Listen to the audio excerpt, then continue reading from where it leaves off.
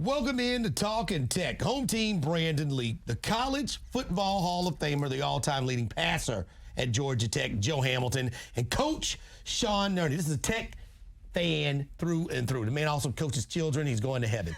We're going to get to a lot of stuff throughout the course of the season. We'll be here every week to talk Tech, and we'll try to break down what we can, get into some of the storylines, maybe come to some answers. First and foremost, things kick off this week, Thursday, under the lights, up the road, up 85 in Clemson, Death Valley. Joe, you've played in that stadium. You've played in front of that crowd. First game for Coach Collins in this era, but also the first game for the defending national undefeated champions of college football. You know what, home team, man, Nerny, we're sitting here right now and we're thinking about Thursday, 8 o'clock. Right.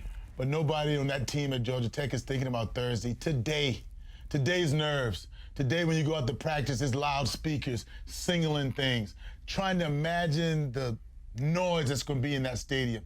Add on to it that the banner's going to be dropped. Add on to it that they're all world. Didn't lose a game in how long now? Anxiety by from the young players. Who are the leaders of this football team? It can't be the coach because he's not going to be on that football field. He's not in the weight room right now talking game planning.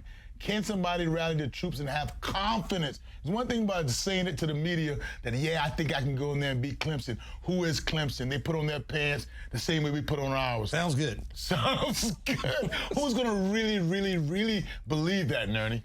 Well, yeah, and you try to take advantage of that. I mean, Clemson is obviously, they've got all the confidence in the world. They've got, all the talent on the defensive and the offensive side of the football. May have the greatest quarterback in the country in Trevor Lawrence. So, what is Georgia Tech going to do? What's the game plan? You're going to try to quiet that crowd as fast as you possibly can. And, I know, Joe, you're high on getting the ball out of the quarterback's hands quick. And, and we'll talk about it in a little while, maybe the one advantage that Georgia Tech may have going into this ball game, just kind of the uncertainty that Venables, the DC at Clemson have. So can Tech take advantage of that uncertainty, get on the board early, and maybe quiet the crowd a bit? You two are the perfect two guys. You got a quarterback, you got an offensive lineman. Communication in a hostile environment for you, Joe, making sure you get the play call in, you get everybody. The simple things that seem simple aren't so simple when you're in a ratcheted up environment. And for you, offensive lineman, when you have to make an adjustment or communicate with a guy right next to you with thousands of people yelling everything but go Tech, it's not going to be easy. No, it's tough, and it involves a lot of hand signaling up on the offensive line. And let's not forget, this is an offensive line that are putting together a whole new scheme this year, so that makes it that much tougher for them. Yeah, much tougher, and there are no second chances in this game. You can't get them in the second half. You can't say, oh, we missed an opportunity when you got maybe a double move that you set up from the quick game that Nerny just talked about, and the guy's wide or running wide open. You got to hit that. When you're supposed to cut the offensive tackle or the defensive tackle or defensive end, cut them. Make hay that way. And also, when you're talking about selling in things down, selling in people down, and they not knowing what we're going to do, expect Coach Venables to come out vanilla. He can't come out with exotics and corner blitzes and linebacker blitzes because he don't know where we're going to line up. So the first quarter, maybe quarter and a half, I think they'll be in their base defense. And while you can get them in a base defense, take advantage of some of those things of the unknown that we're talking about. Thursday night, under the lights, first game. A lot of emotion. First of all, you're excited to finally get through the practice and get to the games, but you're on the road, so you're going to be excited, but you're also going to be anxious. You're going up against some really good firepower if you're on defense for Tech. You're going up against really good players if you're on offense for Tech, some really good defensive players. How does a coach manage the game early when you're trying to let emotion and guys play, but you also want guys to be a little bit controlled in a hostile environment? Well, I think control is position-based. I don't need to control my offensive lineman. I don't need to control my defensive lineman, my safeties. The guys running down there on kickoff or kickoff return. No, let them loose. Now, if I'm a quarterback, I want you to have your emotions under control to where you can look to the sideline and have some resemblance of, I know what's going on here, but otherwise, let it loose. What do you have to lose? No, nothing. And really, the only thing you can control are a couple things. Keeping the penalties down and not turning the football over. Yes. Okay, if you can keep it semi-simple and tell your team that so you're not shooting yourself in the foot. Because let's be honest, guys. If the Georgia Tech comes out and we're turning the football over, we're jumping off sides here, it's not going to be a good sideways early. Exactly. As an offensive lineman, to that same emotional situation, making sure you are ready to fire up off the ball, pull like you're supposed to pull, be assignment perfect, as coaches say. But you also want to make sure you're not the guy jumping off and holding. What's the mentality of an offensive lineman in a big game against some big uglies up front? Well, it's going to be tough because, I mean, matchup-wise, you probably couldn't pick a worse matchup on the front four on the line of scrimmage for Georgia Tech to face. This is one of the one or two best defensive lines in the country. So, yeah, you're going to have guys up there that, like I said, they're not used to dropping into a pass set, okay? They're used to cut blocking and getting upfield in that manner. But this is going to be new to them, and they're doing it against top-tier talent. So it's going to be important to keep those emotions in check. Yeah, it'll be interesting to see, what happens if Tech gets the ball first, if they're on defense first, how they respond to the first punch. I think, obviously, perfect scenario, get a 3 and out, or get the ball first, get out and score. We'll get into that a little bit later, but just responding to the atmosphere because, I mean, it sounds crazy. You could be facing a team that, while they can't certainly say it week 1 or week 0 for them, they might be trying to go undefeated again, which is something you just don't get a chance to say out of your mouth. This sounds very simple, but it's very, very true. Do not let the mystique beat you. Let Clemson beat you on Thursday night. Not because it's Trevor Lawrence, not because they're the national champions and you don't do things that you've been accustomed to doing, coming off low with a flat back, hitting the wide receiver in stride, running 6 yards on your hitch instead of 8. Be under control, and I'm anxious to see how much of Coach Collins, because he's been talking about it, that we're going to play our game. We don't see Clemson. We just see a guy or a team on film. Are you going to still press those corners? He said one thing you'll notice that we're going to always have press corners. I think you're going to have those safeties kind of one-on-one with the slot guys, even though you're playing a dynamic wide receiving core with the Clemson Tigers. Are you going to stay true to who you are, or are you going to adjust a little bit to who you know, to the talent that you know Clemson is going to present to you? All right, when we get back, we'll get into whether or not this was an advantage waiting to release the depth chart. That's up next. Talking Tech, College Football Hall of Famer, all-time leading passer at Georgia Tech, Joe Hamilton, Coach Sean Nerny, home team Brandon Leak here, Talking Tech. Be a part of radio history here in Atlanta by securing the 680 The Fan 25th Anniversary Retro T-shirt, like Hudson Mason and I are wearing right now. Great thing is all proceeds will go to a great cause. Children's Healthcare of Atlanta, all the great folks over there will benefit from it. You can get your shirt and hat, trucker hat. That's always great for the summertime. 680thefan.com/retrobuck. People may get that confused with Metro because we're going to look so good in it. Don't fool around. Do it now and be looking good. Welcome back in, Talking Tech. Home team Brandon Leak, Sean Nerny, College Football Hall of Famer, Joe Hamilton here as we get ready for Tech and Clemson Thursday night in Clemson, South Carolina. We were talking about the advantage. What do you get out of it? Now we're here. Coach Jeff Collins has decided not to release his depth chart. He has decided not to reveal who the starting quarterback is. Really, I think that's a smart thing. I don't know how Clemson will take that, if they'll be offended. It made them do a little bit more work, if they'll try to find areas to punish Coach Collins for that. But I think where he is now, first game as head coach of Georgia Tech, I think it's a wise move. And hopefully early, it could be an advantage for the Jackets, both on offense and on defense. Yeah, home team, when you say both quarterbacks and you want to see both quarterbacks. I want to see both. I want to see them both as well, but I don't want to see two different quarterbacks. Okay. All right, I want the playbook to be wide open no matter who's in there, to where, Coach Venables can't get a beat. Well, don't worry about the pass because Tobias Oliver is in there. Or don't worry about the run because Lucas Johnson is in there. And what about James Graham? What's his role? Do you have a role for him at all? So if you can keep the playbook wide open no matter the depth chart of the quarterback, then that somewhat can keep the defense off balance and not game plan in you to say scheme up on one aspect of offense other than the other. Well, we were talking about, is there anything to really lose in this ball game? What about putting a couple of those quarterbacks out on the field at the same exact time? I mean, the advantage that I see, and this just comes from being a defensive coordinator at the 8th grade level, nothing special, just a shade of coach and all That's those guys special. right Still there. a coach now. But the advantage that Georgia Tech has in this ball game is there is no game film for Coach Venables and Dabo Swinney to look at and game plan for. That is an advantage for any offensive coordinator going into a game. My personal experience this week, we have our first game on Saturday. I don't have game film on the team that we're facing this week. It's a disadvantage as a DC to not be able to look at that. Now, the depth chart situation, you're looking a little bit more, at matchups when you're looking at that. So, I think Venables will just rely on the talent he has when it's a matchup scenario like that. But, if I'm Georgia Tech, I'm taking advantage of the fact that they have no idea what we're going to go out there and what formations we're going to run. Throw a couple quarterbacks out on the field at the same time, and you'll see if we can make some magic happen. What do we need to see, Joe? Do we need to see just play ball, be aggressive, be safe? I'm thinking take a couple of shots, make the safeties. We saw early in that Miami-Florida game, guys were not as sharp as they should be, or coaches wanted them to be, rather.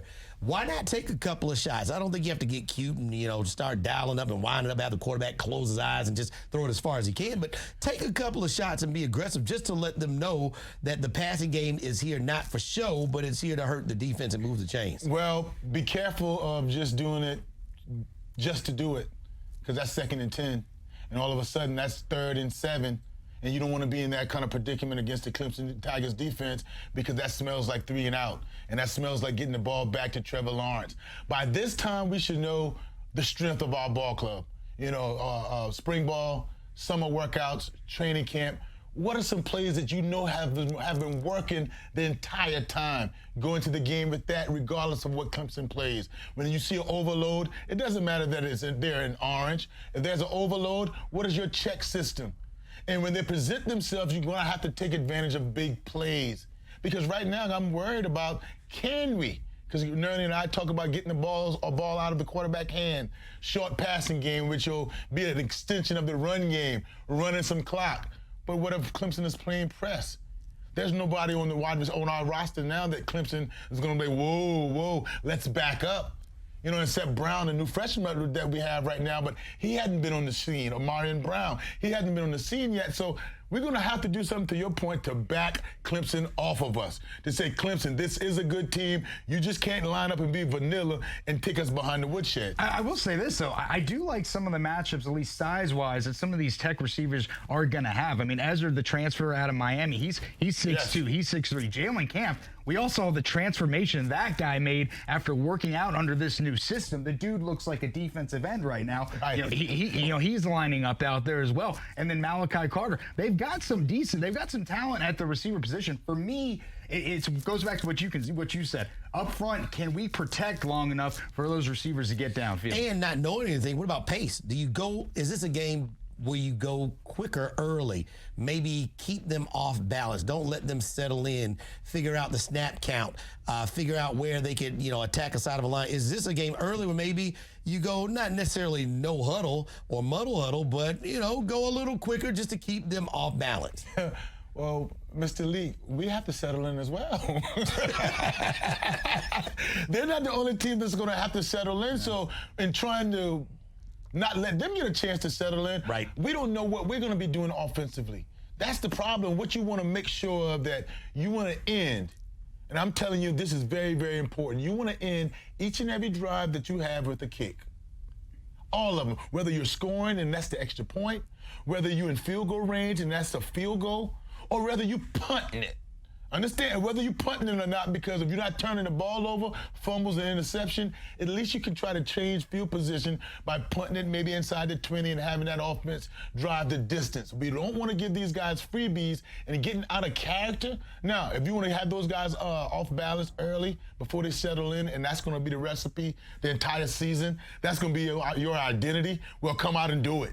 Don't come out and do something that you are not accustomed to doing, or you're not going to do just because it's Clemson.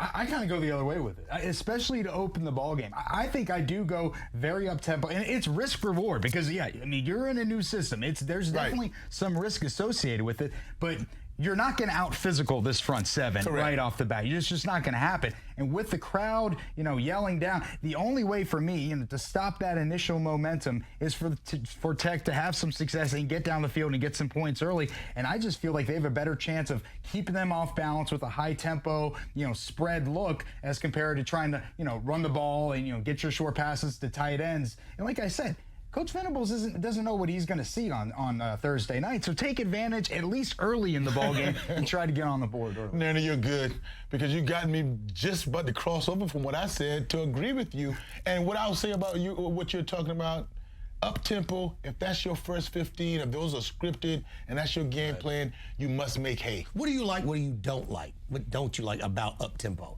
Not when it's necessary, but for a strategy. In this scenario, if it happens to start again, what would you like, what wouldn't you like? Well, I would not like the fact that 3 and out is a possibility of that. Anything that happens, and now you have already shown your hands.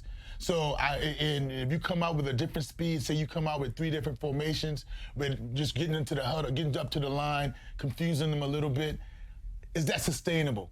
And can you go ahead and score 7 with it? Because once that wears off, they're going to have signals. Another thing I don't like or don't feel too comfortable about is when you run into no huddle and speeding it up, that takes a lot of communication. Offensive line knows the snap, outside to the wide receivers, and that's going to be a noisy place. And how much experience do you have in doing that? I love what it presents for you, but the risk. I love Nerny's riverboat gambling and risk reward. It's just that risk is so high against a team like that. I don't know if I want to go down that road in this game. All right, when we get back, what do we want to see from the offense, from the defense? Because you're going to see a good offense and a good defense. What do we need to see from Georgia Tech to neutralize that? Joe Hamilton, College Football Hall of Famer, Coach Sean Nerny, home team Brandon Leak will be back talking Tech.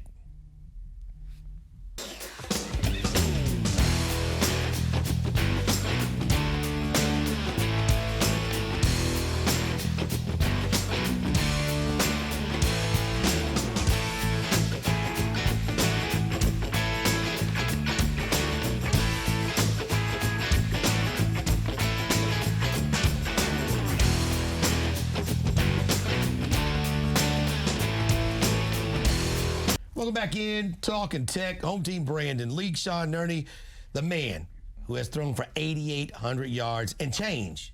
All-time leading passer at Georgia Tech, Joe Hamilton, the College Football Hall of Famer. Get it straight so you don't have to go back and revisit. What do we want to see now? We've talked about the environment. We've talked about what it means to not show your hand. Now what do we want to see? For me, offensively, I would like to see 2 quarterbacks get in there and play football and be able to lead the offense down to score. It's a good experience for both guys, a good environment to learn some lessons, and a good defense to go against. Defensively, I would like to see speed turn into turnovers. If you can get your hands on a batted ball, if you can jump in front of a route, I would like to see the defense of Jeff Collins force some turnovers and offensively see 2 quarterbacks get it in an environment that will be somewhat unique Thursday night. I'm looking for at least 3 trickums.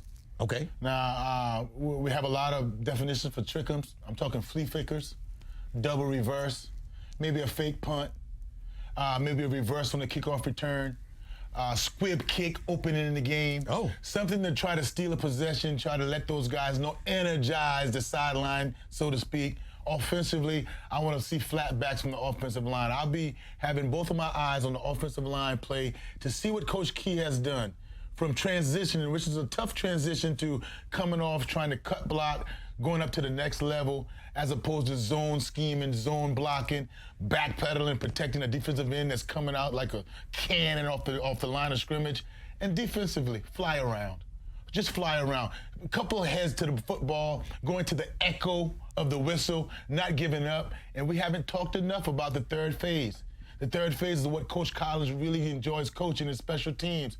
Can you steal something from special teams, hidden yardage, maybe another exotic or a trick 'em during that point in time?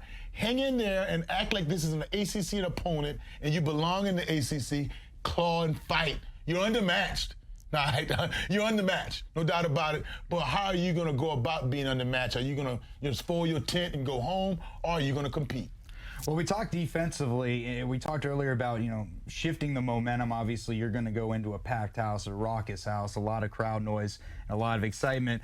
How do you kill that momentum? I mean, yeah, you can score early if you're on offense, but defensively, nothing changes the momentum or swings the momentum quicker than an interception or a turnover on defense. And I'm looking at guys like you got back there at safety, Wanye Thomas and Tariq Carpenter, and these are guys that are coming back from last year's team, and they're experienced guys, both of them playmakers. And I think Wanye Thomas, I'm not entirely sure if they have him as a returner. Yes, sir. He was a dangerous returner last year, so All-American. He's going to be a guy to look for returning kicks. And then offensively, goes back to not shooting yourself in the foot. I want to see as clean a game as possible as far as penalties and turnovers go. And I'm going to be watching the offensive line. I want to see some, aggression. I want to see them standing up to, it's going to be a very tough front seven to keep off of Lucas Johnson or Graham or whoever they've got back in the backfield. So don't shoot yourself in the foot. Compete, and if it starts out rough, I want to see you fight it out for 4 quarters.